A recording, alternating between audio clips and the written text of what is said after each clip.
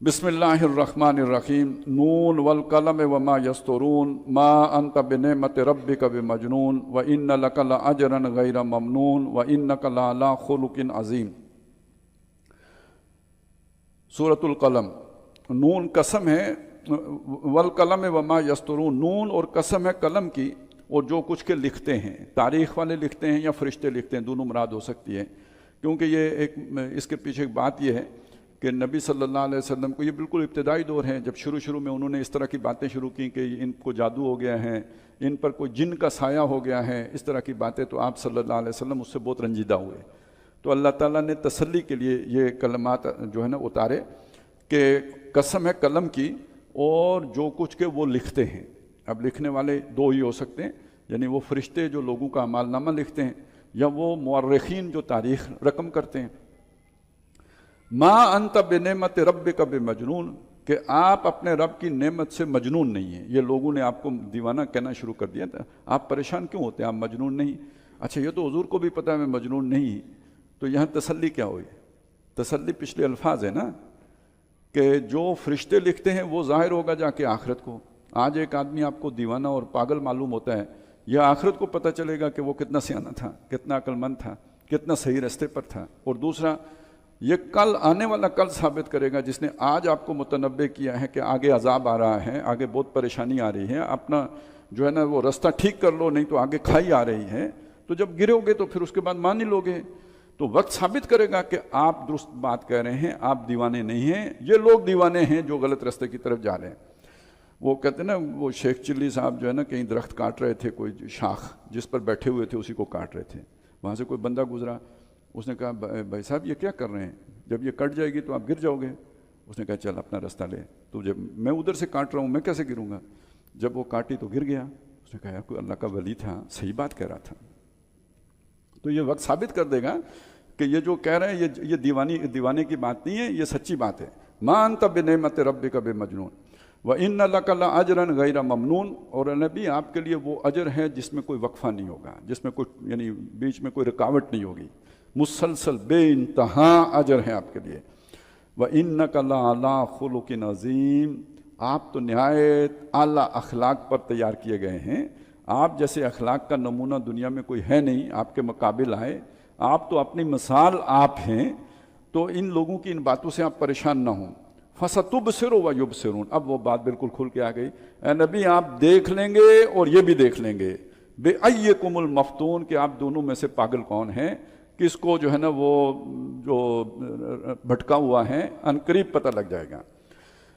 ان ربک هو اعلم بمن ضل عن سبیلہ، بے شک تیرا رب خوب واقف ہے ان سے جو اس کی رستے سے بھٹکے ہوئے ہیں، وہو اعلم بالمہتدین، اور وہ خوب جانتا ہے ان کو بھی جو ہدایت یافتہ ہیں، جو سیدھی راہ پر گامزن ہیں۔ فیصلہ اس نے کرنا ہے۔ فلا تطع المکذبین، تو ان جھٹلانے والوں کی اطاعت نہ کیجیے۔ اب دیکھیے یہاں اطاعت کا وہ مطلب نہیں ہے جب کوئی کسی کو حکم دیتا ہے تو اس کے حکم کے مطابق عمل کرنے کو اطاعت کرتے ہیں، یہاں یہ مطلب نہیں ہے۔ آپ کو کسی نے گالی دی، بدلے میں غصہ آ گیا، ریئیکشن بھی ایک درجے کا اطاعت ہے۔ بدلے میں آپ رنجیدہ ہو گئے تو وہ تو آپ کو رنجیدہ ہی کرنا چاہتا تھا، تو یہ بھی ایک درجے کی اطاعت ہے۔ اور اگر کسی نے آپ کی بات کو توجہ سے سنا ہی نہیں تو کیوں نہیں سن رہا، آپ کو وہ بدتمیزی بھی لگی، وہ کیوں یہ جان بوجھ کر بدتمیزی کر کے اپنے آپ کو بدنام کر رہا ہے؟ وہ آپ کو یہ میسج دے رہا ہے کہ آپ کی بات میں نہیں، آپ کی بات میں کوئی وزن نہیں ہے، یہ کوئی سننے والی بات نہیں ہے، یہ بہت ہی گھٹیا بات ہے، میں اس کو سننا بھی نہیں چاہتا۔ یہ کیوں کرنا چاہ رہے ہیں؟ آپ کی ہمت توڑنا چاہتا ہے، آپ کے ارادے کو توڑنا چاہتا ہے۔ اب اگر آپ ہمت توڑ دیں، آپ وہ کام کرنا چھوڑ دیں تو گویا آپ نے اس کی اطاعت کر لی۔ تو اس سے آپ ہمت نہ ہاریں، اس سے جی نہ ہاریں، اس سے آپ یہ اپنے کام سے باز نہ آئیں، آپ اپنے کام کو جوں کا توں جاری رکھیں، ان کی باتوں میں مت آئیں۔ فَلَا تُطِعِ الْمُكَذِّبِينَ وَدُّوا لَوْ تُدْهِنُ فَيُدْهِنُونَ، یہ تو چاہتے ہیں کہ آپ ڈھیلے پڑیں، ان کی مخالفت بھی ڈھیلی پڑ جائے گی۔ اصل میں یہ آپ کے ایکشن کا یہ ریئیکشن ہے جو یہ مخالفت کر رہے ہیں۔ جتنے زور سے آپ کی دعوت جائے گی اتنے زور سے ان کی مخالفت آئے گی۔ آپ کی دعوت میں اگر کمی آ جائے گی، اس میں آپ نرم پڑ جائیں گے، تو یہ بھی اپنی مخالفت میں نرم پڑ جائیں گے۔ آپ میٹھی میٹھی باتیں شروع کر دیں گے، یہ بھی آپ کے ساتھ میٹھے میٹھے ہو جائیں گے۔ یہ مداحنت آپ نے سنا ہوگا نا، دین میں مداحنت اختیار کرنا، تو اس میں ایک تو یہ ہو گیا، اس میں ڈھیلے پڑنا۔ ایک اور بھی چیز ہوتی ہے کہ لوگوں کی مرضی کے مطابق دین کو مولڈ کر لینا، اس کے اندر جو کاٹ ہے وہ کاٹ والا جو ہے نا، نوک وہ نکال لینا۔ دیکھیے نا، وہ کوئی بھی تیر ہے یا کوئی بھی چیز ہے جو اس کی نوک ہوتی ہے وہ دھنستی ہے نا اندر، آپ وہ نوک نکال لیں وہ چبھے گا نہیں۔ تو دین کی چبھنے والی چیزیں ہٹا لینا، یا اسے ایک اور طرح سے بڑھا، یہ دہن کے ساتھ وہ لفظ مل بھی جائے گا، دہن جو ہے نا وہ تیل کو بھی کہتے ہیں، کہ جو آپ کی جو حق کی دعوت ہے، دوسری طرف باطل ہے، تو حق و باطل کے درمیان ایک رگڑ کی کیفیت پیدا ہو جاتی ہے، فرکشن کریٹ ہو جاتی ہے۔ تو اس کو ختم کرنے کا کیا طریقہ ہے؟ بیچ میں تیل لگا دو، لوبریکیشن کر دو، تو وہ فرکشن کم ہو جائے گی یا ختم ہو جائے گی۔ تو دہن تیل کو کہتے ہیں۔ اب یہ آپ کو سمجھ آ جائے گی کہ یہ جو ساری مخالفت ہے یہ در حقیقت کم ہو سکتی ہے کہ اگر آپ اس کے اندر مداحنت اختیار کر لیں، یعنی یہ کہ ان کو راضی کرنے کے لیے دین کے ان حصوں میں کمی کر لیں کہ جو ان کو تنگ کرتے ہیں، کہ ٹھیک ہے اللہ کو بھی مانیں گے، ساتھ کا چلیں، 3 نہیں تو 2 اتنا چلیں، کچھ کر لیں، یا یہ کہ 4 دن خدا کی مان لیتے ہیں، 3 دن ہمارے بتوں کے لیے ایک ایک کر کے ہونا چاہیے۔ تو کوئی اس طرح کی اگر کیفیت ہو تب بھی راضی ہو جائیں گے۔ یا وہ باتیں جن سے یہ بہت چڑھتے ہیں ان کو چھپا لو، وہ نہ کرو۔ نہیں، آپ نے پوری دعوت دینی ہے۔ آپ نے اگر مداحنت اختیار کی تو وہ ہم سورہ بنی اسرائیل میں پڑھائیں، وَلَوْلَا أَن ثَبَّتْنَاكَ لَقَدْ كِدتَّ تَرْكَنُ إِلَيْهِمْ شَيْئًا قَلِيلًا إِذًا لَأَذَقْنَاكَ ضِعْفَ الْحَيَاةِ وَضِعْفَ الْمَمَاتِ ثُمَّ لَا تَجِدُ لَكَ عَلَيْنَا نَصِيرًا۔ تو وہ پھر وہ بات ہوگی۔ وَلَا توتے، اب اس کے بعد یہ ایک کچھ الفاظ ہیں چند آیات میں آئے ہیں۔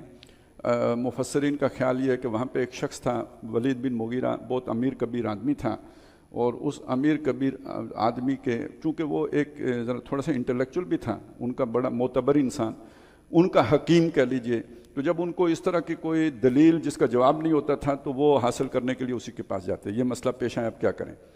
چنانچہ سورہ مدثر میں ہم آج ہی پڑھ لیں گے کہ قرآن مجید کے بارے میں کوئی ایک موقف اختیار کریں تو اس کے لیے مشورہ کرنے کے لیے بھی اسی کے پاس گئے تھے۔ تو یہ ایک دانشور ان کا، تو وہ اس کے یعنی یہ اس کے ضمن میں یا اس کے حق میں یہ باتیں آئی ہیں، حق میں یا جو بھی کہیں اس کے لیے یہ باتیں بیان ہوئی ہیں۔ لیکن میں یہ چاہتا ہوں کہ ذرا آپ اس چیز کو دیکھیں کہ ہم جن حالات میں ہیں، ان حالات میں آج کل خاص طور پر نبی صلی اللہ علیہ وسلم کی توہین کے واقعات ہر طرف آپ کو خاص طور پہ ویسٹ میں بھی ہوتے ہوئے ملیں گے۔ وہ ممالک جن کو ہم مہذب، سویلائزڈ، کلچرڈ لوگ کہتے ہیں، وہ یہ ایک ایسا کام کرتے ہیں، حالانکہ یہ کسی بھی اعتبار سے کوئی معقول کام نہیں ہے۔ یعنی کسی دوسری کمیونٹی کی کسی معزز شخصیت کو اپنے، اور وہ بھی جسے گزرے ہوئے 1500 سال ہو گیا ہو، اس کے خاکے بنانا، اس کا مذاق اڑانا، اس کی توہین کرنا، یہ کسی بھی طرح معقولیت کے دائرے میں نہیں آتا۔ گالی دینا معقولیت کے دائرے میں نہیں آتا۔ کسی کی مقدس کتاب کو گٹر میں بہانا یا اس کے اوپر پیشاب کرنا، یہ مطلب انسانیت سے گری ہوئی حرکت ہے، لیکن لوگ کرتے ہیں، معلوم ہوتا ہے کوئی اسٹریٹجی ہے، اس کے پیچھے بھی کوئی شیطنت کار فرما ہے۔ تو اب ان الفاظ کو پڑھتے ہوئے یہ جو آج کی ماڈرن تہذیب ہے، اس کے جو سیلینٹ فیچرز ہیں ان کو بھی ذرا ذہن میں رکھیے گا، تو مجھے یہ الفاظ اس کے بہت قریب نظر آتے ہیں۔ وہاں تو ایک فرد تھا، یہاں آج اس پر کھڑی پوری ایک تہذیب ہے۔ وَلَا تُطِعْ كُلَّ حَلَّافٍ مَّهِينٍ، مت کہاں مانو ہر اس شخص کا کہ جو قسمیں کھانے والا ہے اور گھٹیا انسان ہے، اس کے کریکٹر میں، یعنی اس کی شکل و صورت اور اس کے لباس اور اس کے طرز تکلم سے اسے نہ پہچانو، اس کے کریکٹر کو دیکھو، گھٹیا انسان ہے۔ حماز، تانے دینے والا ہے، مشائم بنمیم، چگلی کھاتا پھرتا ہے، ادھر کی ادھر لگاؤ، انٹیلیجنس شیئرنگ جسے آج کل کہتے ہیں، یہاں کی وہاں پہنچاؤ، وہاں کی یہاں پہنچاؤ۔ مناع للخیر معتد نسیم، اور خیر کا کام، بھلا کام، نیکی کا کام، اور الخیر سب سے بڑھ کر قرآن، اس کی طرف آنے سے روکتا ہے، منع کرتا ہے، باز رکھتا ہے۔ معتد، حد سے نکلا ہوا ہے۔ آج کل تو یہ بہت ہی اعلیٰ کوالٹی سمجھی جاتی ہے، یعنی میری مرضی، یہ موت، یعنی حد سے کون نکلے گا؟ جو اپنی مرضی چلائے گا، من موجی آدمی، موالی، وہ حد سے نکلے گا۔ اور آج یہ کوالٹی ہے، پہلے یہ بڑی ذلت کی بات ہوتی تھی۔ کیوں؟ اپنی مرضی کا مطلب کیا؟ جدھر آپ کو ارجز لے کے جائیں گے ادھر جائیں گے، جدھر خواہشات لے کے جائیں گے ادھر جائیں گے، اوپر آپ کا اگر عقل کا کنٹرول نہیں ہے تو پھر تو یہ یعنی جیسے حیوانی سطح پہ آدمی زندہ ہوتا ہے تو اس طرح ہوگا. تو معتد حد سے نکلا، اسیم گناہگار، اتل گنوار. زندگی گزارنے کا ڈھنگ نہیں ہے. اب آپ دیکھیں نا، فیملی لائف تباہ کر دی اپنی. والدین کو جا کے تو بجائے خود ان کی نگہبانی اور نگہداشت کرنے کے، جا کے گھروں ان چھوڑ آئے جو انہوں نے اپنے والدین کے لیے وہ اولڈ ہوم بنائے ہیں، وہاں پہ جا کے رکھ لیا. تو یہ تباہی نہیں ہے تمدن کی اور انسانیت کی. اور اب یہ کہ اولاد کی بھی ضرورت نہیں ہے، اور بلکہ اس سے آگے کہ we are not married but live together. تو اب یہ جو صورتحال ہے، اس کو آپ اندازہ لگائیں کہ کہاں کی انسانیت ہے، جو تو پھر خالص حیوانی لیول آ گیا. اور بات آگے جا رہی ہے، یہ ادھر آ کے رکی نہیں ہے، بلکہ یہ کہ اب بعض لوگ حیوان بن کے خوش ہوتے ہیں نا. کتے والی شکل بناؤ، بندر والی شکل بناؤ، اور یہ کہو کہ بھائی چونکہ حیوانوں کے اوپر کوئی قانون نافذ نہیں ہوتا اور ہم بھی حیوان ہیں تو ہمارے اوپر بھی کوئی قانون نافذ نہ کیا جائے. یہ ہے سویلائزیشن. تو اب اتل کا لفظ آپ کو سمجھ آنا چاہیے، مطلب بالکل ہی نہ جاننا، اکٹھے رہنے سماجی طریقے کو، تمدن کے اعتبار سے بالکل ہی فارغ ہونے کو. اتل اجڑ اور گنوار ہیں. بعد ازالے کا زنی، اس شخص کے بارے میں تو ایک بات یہ بھی آئی ہے کہ ان ساری کیا کہیں یعنی بری خصوصیات کے ساتھ وہ شخص جو ہے وہ بدنام اس اعتبار سے کہ اس کا نسب بھی نہیں معلوم. یعنی ادھر وہاں یہ بھی مشہور تھا، پیسہ بہت ہے، عزت بھی اس نے بنا لی اپنے پیسے اور دولت اور عقل مندی کی بنیاد پر جو اسے حاصل تھی. تو لیکن یہ کہ اس کے بارے میں یہ بھی مشہور تھا کہ یہ اپنے باپ کا نہیں ہے. تو اس معاشرے میں تو یہ بات بہت بری سمجھی جاتی تھی. آج یہ بات بھی ایک یعنی ایسی شے تو ہو گئی نا کہ جسے ہم متمدن معاشرہ کہتے ہیں کہ انہیں اکثریت کو نہیں پتہ ہوتا کہ بھئی کون ہے، اسی لیے وہ باپ کا نام پوچھنا بہت بڑی گھٹیا حرکت سمجھی جاتی ہے، بد تہذیبی سمجھی جاتی ہے. ماں کا بتایا جا سکتا ہے تو سارا کچھ ماں کے ہی حوالے سے ہوگا. بعد ازالے کا زنیم، ان کا اچھا کیوں اس کی ساری عزت ہے، وقار ہے، پھوپھاں ہیں؟ اس لیے کہ ان کا نظا مالی و بنین، اس کے پاس مال ہے اور بیٹے ہیں. آج بیٹوں کی جگہ پہ ٹیکنالوجی نے لے لیا. پہلے بیٹے طاقت کا ذریعہ ہوتے تھے، تو اب ٹیکنالوجی طاقت کا ذریعہ ہے، تو بیٹوں کی اتنی حاجت ہی نہیں رہی ہے. مال اور طاقت. اذا تتلی علیہ آیاتنا، جب اس کو ہماری آیات سنائی گئی، قال اساطیر الاولین، اس نے کہا کہ یہ پرانے لوگوں کی کہانیاں ہیں. اب یہ بھی دیکھیں نا، جس نے کہا جادو ہے وہ بات نہیں چل سکتی تھی، جس نے کہا شاعر ہے وہ بات نہیں چل سکتی تھی. یعنی وہ بھی حملہ ہے، مخالفت ہے، لیکن ایک ایسا حملہ اور مخالفت ہے جو کسی معقول آدمی کے سامنے پیش کریں تو وہ ڈولے گا نہیں. لیکن یہ بات یار اس میں دیکھو نا کیا ہے، نوح علیہ السلام کا قصہ ہے، موسیٰ علیہ السلام کا قصہ ہے. یہ اب ذرا تھوڑی جو سطحی ذہن ہوگی جس کا، وہ ایک دفعہ ضرور ہل جائے گا کہ ہاں ہیں تو کہانیاں ہی. اور آج بھی بہت سے ہمارے مسلمان بھی اسے پڑھتے ہیں، کہانیوں ہی کے طور پر پڑھتے ہیں. یوسف علیہ السلام کا قصہ ہے تو موسیٰ علیہ السلام کا قصہ ہے، بنی اسرائیل کا قصہ ہے تو فرعون کا قصہ ہے. بھئی یہ قصے جس عبرت کے لیے ہیں وہ اگر نہیں حاصل کرے تو قصے ہی ہیں پھر. تو یہ قصوں کی کتاب نہیں ہے. قصے بیان ہوئے، سچے قصے بیان ہوئے، لیکن قصہ گوئی کے لیے نہیں بیان ہوئے ہیں، قصے کے مزے لینے کے لیے نہیں بیان ہوئے ہیں، قصے سے سبق لینے کے لیے بیان ہوئے ہیں. تو بہرحال اس نے تو یہ کہا کہ یہ ایک ایسی کتاب ہے کہ جس میں سوائے پرانی کہانیوں کے اور کچھ نہیں ہے. آج کے دور میں یہ بات آپ پتہ کیسے سنیں گے؟ یہ جو اسلام میں فلانی بات کہی جاتی ہے نا، یہ عیسائیوں سے آئی ہے. یہ جو فلانی بات کہی جاتی ہے یہ یہودیوں سے آئی ہے. تو بھائی وہ پہلے ان پر کتابیں اتری ہیں، اللہ کی تورات ان پر اتری ہے، انجیل ان پر اتری ہے. ابھی پچھلے دنوں ایک کسی صاحب نے لکھا ہوا تھا فیس بک کے اوپر کہ یہ جو عیسیٰ علیہ السلام اور دجال کا تصور ہے یہ مسلمانوں میں عیسائیوں سے آیا ہے. میں نے کہا ہاں، اللہ کا تصور، آخرت کا تصور، فرشتوں کا تصور یہ یہودیوں سے آیا ہے. اس لیے کہ یہ تو واقعہ ہے نا کہ بھئی موسیٰ علیہ السلام تل کا امت قد خلت اور حاذہ امتکم امۃ واحدہ، تو ہمارا ایک ہی سلسلہ ہے نا، سب کو اللہ ہی سے ہدایت مل رہی تھی، تو ہماری بہت سی باتیں انہی سے آئی ہیں. جہاں اختلاف ہے وہ قرآن نے کھول کے بیان کر دیا، یہ چیز تمہاری غلط، یہ غلط، یہ غلط. اور آج تو تم بالکل غلط، کیونکہ اپنی کتاب پر بھی نہیں عمل کر رہے، اس کو اپنی پیٹھ کے پیچھے پھینک دیا ہے. تو یہ وہ بات ہے قصے کہانیوں والی، اس کو سمجھ لیں. آج اسے کیسے کہا جاتا ہے، اس وقت کیسے کہا جاتا تھا. سنسمہ علی الخرطوم، ان قریب ہم اس کی سونڈ کے اوپر داغیں گے. جو خرطوم ہوتی ہے ناک، اس کا ہاتھی کا سونڈ جسے کہتے ہیں. کیوں کہا اس کی سونڈ؟ انسان کی تو ناک ہوتی ہے، سونڈ نہیں ہوتی، کیونکہ یہ بہت عزت والا ہے. گویا اس کی ناک بہت بڑی ہے، گویا ہاتھی کی سونڈ ہے، تو اس پر داغیں گے کا مطلب یہ بے عزت کریں گے، یہ ذلیل ہوگا۔ انا بلوناہم کما بلونا اصحاب الجنہ، یہ ویسے اب ایک بات پرانی ہو گئی ہے لیکن ایک وقت میں تھی، جب روس کو شکست ہو گئی اس کے بعد جو امریکیوں کو خمار چڑھا نا سول سپریم پاور آن ارتھ کا، تو اس زمانے میں وہ کہا کرتے تھے کہ امریکہ مست ہاتھی ہے۔ اور دیکھیں نا وہ زبان خلق کو نکرائے خدا سمجھو، تو ان پر ہاتھی والی مستی چڑھی تھی، لیکن آج کل تو خیر وہ مست ہاتھی اتنا مست نہیں رہا، روس بھی اٹھ کھڑا ہوا، چائنا نے بھی ذرا وہ ٹائٹ کرنا شروع کر دیا ہوا ہے، اور اب بہت ساری جگہوں پہ ریزسٹنس کا سامنا ہے، بلکہ یہ کہ ایک رائے تو یہ کہ امریکہ توڑ پھوڑ کا شکار ہے، اور اللہ کے فضل سے اگر ٹرمپ صاحب آ گئے تو رہتا کام اور نزدیک کر دیں گے۔ ساری دنیا میں یہی ہے، یعنی کوئی معقول لوگ اب نہیں آ رہے جو اپنی قوم کو لے کے آگے چاہے، انتہا پسندی ہی کی طرف لے کے جانے والے ہیں، اور جس معاشرے میں انتہا پسندی پیدا ہو جائے وہ سروائیو نہیں کر سکتا۔ اور امریکہ جیسا معاشرہ جو دنیا پوری کو لیڈ کر رہا ہے، یہ پوری دنیا کی تباہی کی طرف لے کے جانے والی بات ہے، کیونکہ ان کا ہر جگہ پہ سٹیکس ہیں، ہر جگہ پہ انفلوئنس ہیں، یعنی پوری دنیا کے قائد ہیں ایک معنی میں۔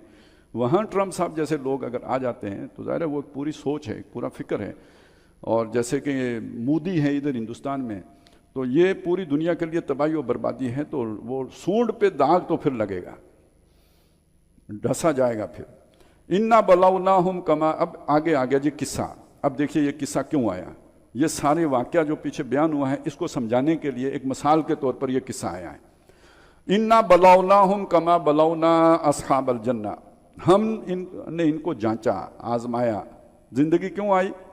پیچھے پڑھائے امتحان کے لیے، ان کا امتحان ہم نے لینے کے لیے، اسی طرح ان کا امتحان ہم نے لیا جیسے ہم نے باغ والوں کا امتحان لیا تھا۔ یہ باغ ہے، کوئی اللہ کا بندہ ہے، اس نے باغ لگایا ہے، اس میں سے وہ اللہ کا حق بھی ادا کرتا ہے، اپنے جو غریب غربا رشتہ دار ہیں ان کو بھی دیتا ہے، اس کے بعد وہ فوت ہو جاتا ہے۔ جب وہ فوت ہو جاتا ہے تو پھر اس کے روشن خیال بیٹے پیدا ہوتے ہیں جو سامنے آتے ہیں، ایک انتظام سنبھالتے ہیں۔ وہ یہ سمجھتے ہیں کہ ابا جی بہت ہی سمجھ آدمی تھے، سادے سے بندے تھے، تو وہ یہ اتنا مال ادھر ادھر خرچ کر دیتے تھے، تو ہمیں اپنا سال کا خرچہ پورا کرنے کے لیے راشن بندی کرنی پڑتی تھی۔ تو جو ہم اللہ کو دیتے ہیں، لوگوں پر خرچ کرتے ہیں، یہ بھی اگر خود سیو کر لیں تو ہمارے سارے دن اچھے گزر جائیں گے، پورا سال اچھا نکل جائے گا۔ تو انہوں نے فیصلہ کیا کہ ہم اس باغ میں سے کسی کو کچھ نہیں دیں گے۔ یہ ہے وہ پوری سٹوری، اب آگے سنیں۔ اِنَّا بَلَوْنَاهُمْ كَمَا بَلَوْنَا أَصْحَابَ الْجَنَّةِ اِذْ أَقْسَمُوا، جب انہوں نے قسم کھائی، لَيَسْرِمُنَّهَا مُصْبِحِينَ کہ ہم اس باغ کی فصل کو صبح سویرے سویرے جا کے حاصل کر لیں گے۔ وَلَا يَسْتَثْنُونَ، اور کوئی استثناء نہیں کیا، یعنی کسی کو اور کو نہیں دیں گے، یا یہ کہ انہوں نے انشاءاللہ نہیں کہا، اور اصل بات وہی تھی کہ کسی اور کو نہیں دیں گے، سارا کا سارا خود سمیٹ کے لے آئیں گے۔ فَطَافَ عَلَيْهَا طَائِفٌ مِّن رَّبِّكَ وَهُمْ نَائِمُونَ، انہوں نے صبح جانا تھا، رات کو تیرے رب کا ایک چکر لگانے والا اس باغ میں چکر لگا گیا جبکہ وہ ابھی سوئے ہوئے تھے۔ انہوں نے اٹھ کے ابھی صبح جانا ہے، وہ ایک گشت کرنے والا رات کو گشت کر گیا۔ فَأَصْبَحَتْ كَالصَّرِيمِ، تو اسے ایسا کر دیا جیسے کہ چورا چورا ہو، مطلب بالکل بلڈوز کر دیا اس نے۔ فَتَنَادَوْا مُصْبِحِينَ، یہ تو ادھر کا کام ہوا، ادھر یہ اٹھ کے ایک دوسرے کو آواز لگا رہے ہیں، صبح صبح بلا رہے ہیں، اَنِغْدُوا عَلَىٰ حَرْثِكُمْ إِن كُنتُمْ صَارِمِينَ، کہ چلو سویرے سویرے اپنے کھیت کی طرف اگر تم نے فصل توڑ کے لانی ہے۔ فَانْطَلَقُوا، تو چلے، وَهُمْ يَتَخَافَتُونَ، چلتے تھے چپکے چپکے، بات جو ہے نا بہت کان میں کرتے تھے تاکہ، اور پاؤں بھی آرام سے رکھتے تھے، کیوں یہ کیا؟ اللہ يَدْخُلَنَّهَا الْيَوْمَ عَلَيْكُمْ مِسْكِينٌ، کہ کوئی مسکین محتاج آج کے دن تمہارے پاس باغ میں داخل نہ ہو، مانگے گا کیا کریں گے، اسے دینا پڑے گا، لہذا کسی کو پتہ ہی نہ ہو کہ ہم فصل توڑنے جا رہے ہیں، تو چپکے چپکے چلو۔ وَغَدَوْا عَلَىٰ حَرْدٍ قَادِرِينَ، اور سویرے چلے لپکتے ہوئے اور پورے زور سے چلے، طاقت سے چلے، اور قدرت یعنی ہمارے پاس ہے، چلے۔ فَلَمَّا رَأَوْهَا، جا کے جب باغ کو دیکھا، قَالُوا إِنَّا لَضَالُّونَ، انہوں نے کہا یار ہم غلط جگہ پہ آ گئے ہیں، اندھیرا تھا، شاید ہم بھٹک گئے، غلط جگہ پہ آ گئے۔ پھر انہیں سمجھ آئی بل نحن محرومون، ہم تو محروم کر دیے گئے، باغ تو ویران ہو گیا۔ قال اوسطہم، ان میں سے جو درمیانہ تھا، عمر میں درمیانہ یا یہ کہ مزاج میں معتدل جو تھا، اس نے کہا الم اقل لکم لولا تسبحون، میں نے تم سے کہا نہ تھا اللہ کو یاد کرو، کوئی انشاءاللہ کہہ لو، کوئی خدا کے حق کا بھی لحاظ کرو۔ قالوا سبحان ربنا انا كنا ظالمین، اب انہوں نے کہا ہمارا رب پاک ہے، ہم ہی ظالم تھے، ہم ہی خطا کار تھے۔ اب ذرا باغ والوں کو یہ کیفیت ہے نا، تو ان کو بھی سمجھ آ جائے گی جب سامنے عذاب دیکھیں گے نا۔ آج یہ بہت بڑی بڑی باتیں کر رہے ہیں اور سمجھتے ہیں کہ ہماری قدرت ہے، تو جب عذاب دیکھیں گے تو ان کو بھی سمجھ آ جائے گی۔ فَأَقْبَلَ بَعْضُهُمْ عَلَىٰ بَعْضٍ يَتَلَاوَمُونَ، تو باغ والے ایک دوسرے کو ملامت کرنے لگے۔ آگے بڑھ کر ایک بھائی کہتا کہ یہ غلط مشورہ تم نے دیا تھا، دوسرا کہتا تم نے کہا تھا، تو وہ ایک دوسرے کو ملامت کرنے لگے۔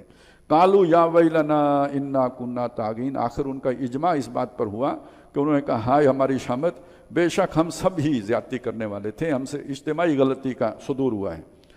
عسیٰ ربنا، اب انہوں نے دل سے توبہ کی اور اس کے بعد کہا عسیٰ ربنا یبدلنا خیرا منہا، ہمیں امید ہے کہ ہمارا رب ہمیں اس کے بدلے میں اس سے بہتر عطا فرمائے گا۔ انا الی ربنا راغبون، ہم اپنے رب ہی کی طرف رغبت کرتے ہیں، اسی کی طرف جو ہے آرزو رکھتے ہیں۔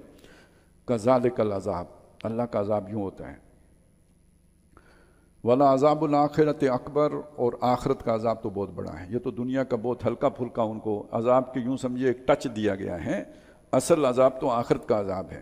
لو کانوا یعلمون، کاش کے لوگوں سمجھ سکیں۔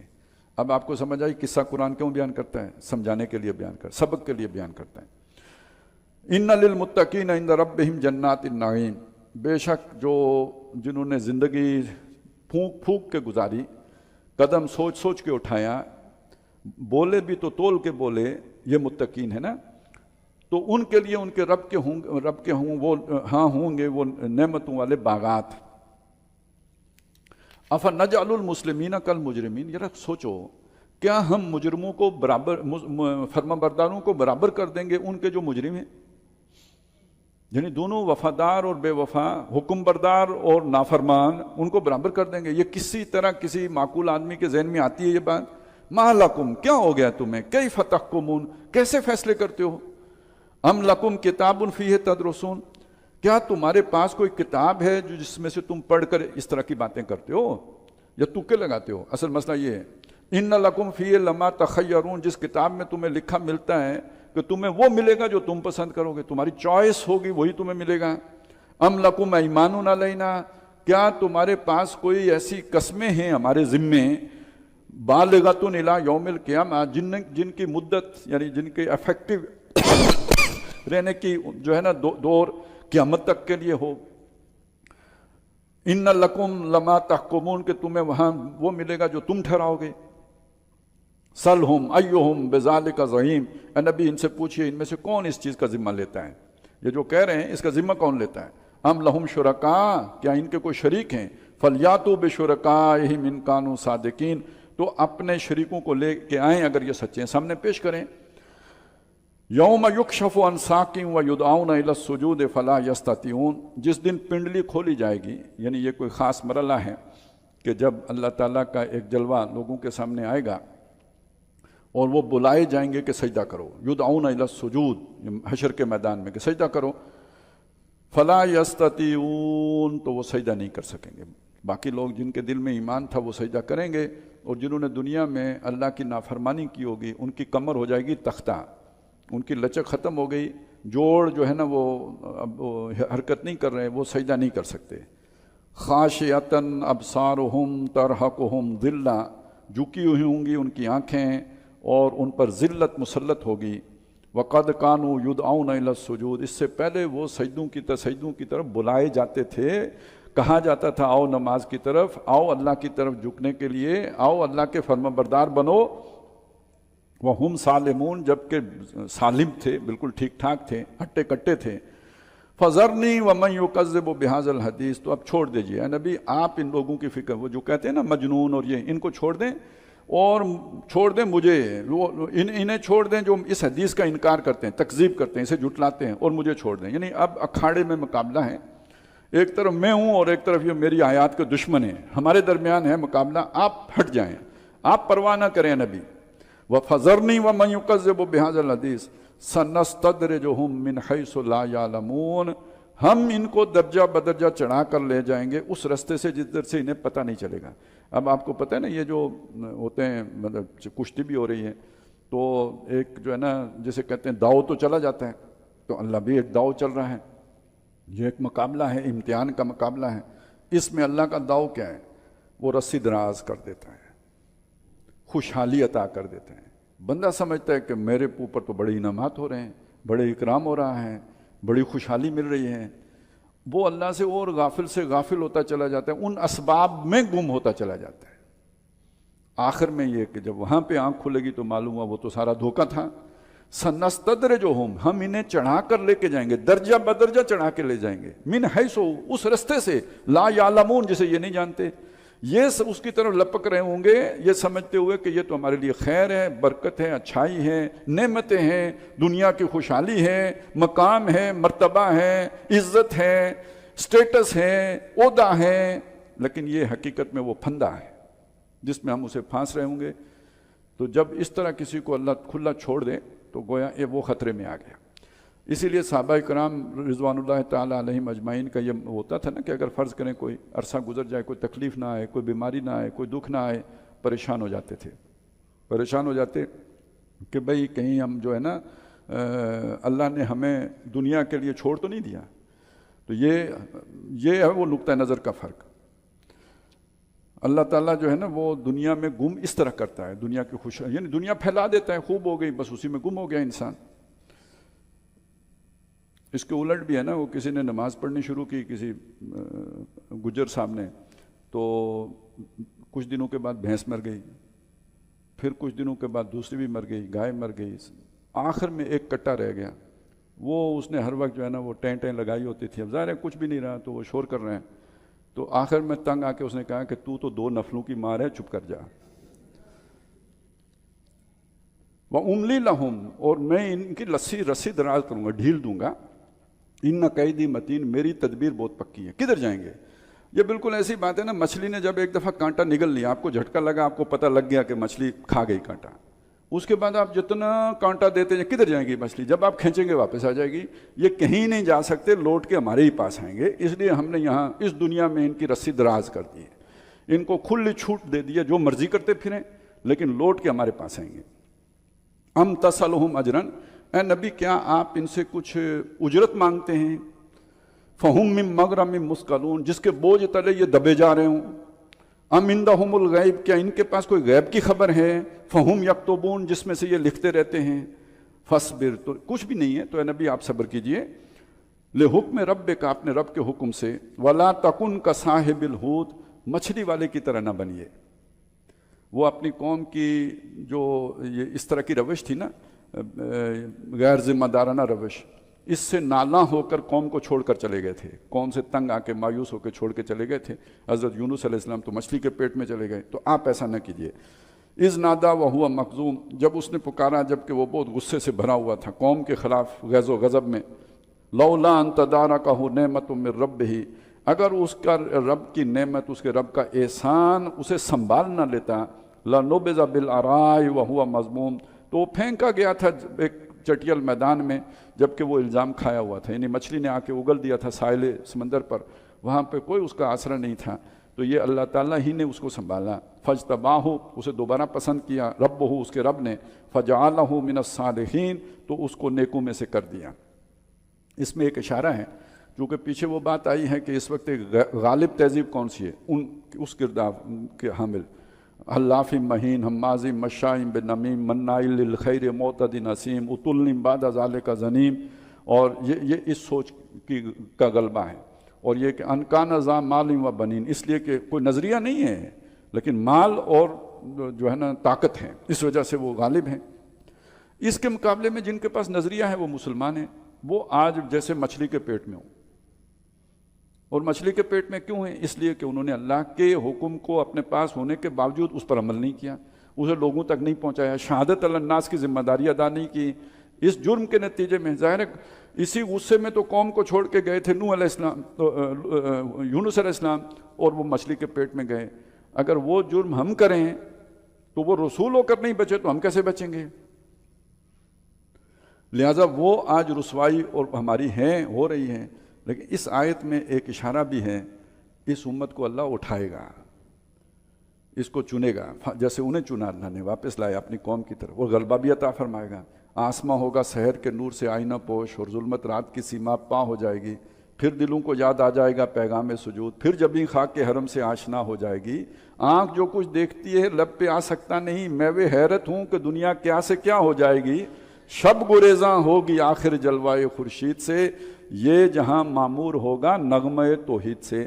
تو امت کو اللہ چنے گا دوبارہ، جیسے انہیں چنا۔ فاجتباہ ربہ، اللہ نے اسے دوبارہ پسند کر لیا۔ فجعلہ من الصالحین، اور نیکوکاروں میں سے کر دیا۔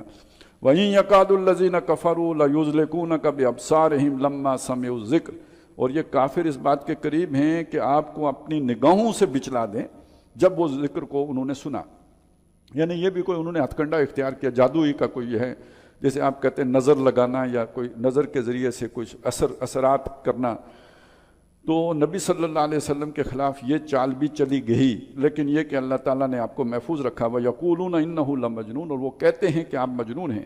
وَمَا هُوَ إِلَّا ذِكْرٌ لِّلْعَالَمِينَ، حالانکہ یہ قرآن سارے جہان والوں کے لیے یاد دہانی ہے، ذکر ہے۔ بسم اللہ